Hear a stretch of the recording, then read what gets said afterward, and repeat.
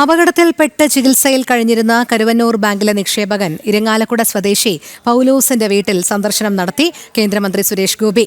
സാധാരണക്കാരുടെ ചോര ഊറ്റിക്കുടിക്കൽ പ്രസ്ഥാനമായി സഹകരണ മേഖല മാറിയെന്ന് കേന്ദ്രമന്ത്രി പറഞ്ഞു. 2024 ഓഗസ്റ്റ് 28-നുണ്ടായ അപകടത്തെ തുടർന്ന് ഏറെ നാളായി പൈലി ചികിത്സയിലായിരുന്നു. ബാങ്ക് നിക്ഷേപം കൃത്യസമയത്ത് ലഭിക്കാതെ വന്നതോടെയാണ് പൈലിയുടെ ചികിത്സ പ്രതിസന്ധിയിലാവുകയും തുടർന്ന് കഴിഞ്ഞ ദിവസം മരണപ്പെടുകയും ചെയ്തത്. പൈലിയുടെ വീട്ടിലെത്തിയ കേന്ദ്രമന്ത്രി സുരേഷ് ഗോപി കുടുംബാംഗങ്ങളുമായി കൂടിക്കാഴ്ച നടത്തി. കൊണ്ടുവന്നിട്ടുണ്ട്, പൈസയൊന്നുമില്ല, ഈ വെള്ളിയാഴ്ച പറഞ്ഞിട്ട് ആരെങ്കിലും അടയ്ക്കാൻ കൊണ്ടുവന്നെങ്കിൽ തരാം, അല്ലെങ്കിൽ വലിയൊരു ഗത്തിയിൽ വീട് മേടിക്കണമെങ്കിൽ എല്ലാവരും കൊണ്ടുവന്നെങ്കിൽ തരാം. ഒന്നും തന്നില്ല വെള്ളിയാഴ്ച.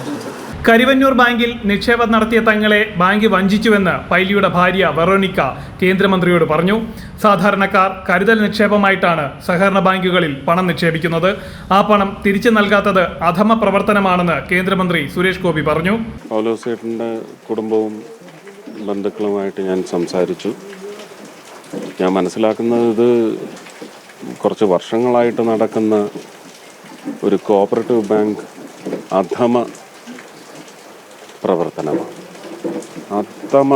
അധമ പ്രവർത്തനം തന്നെയാണ്.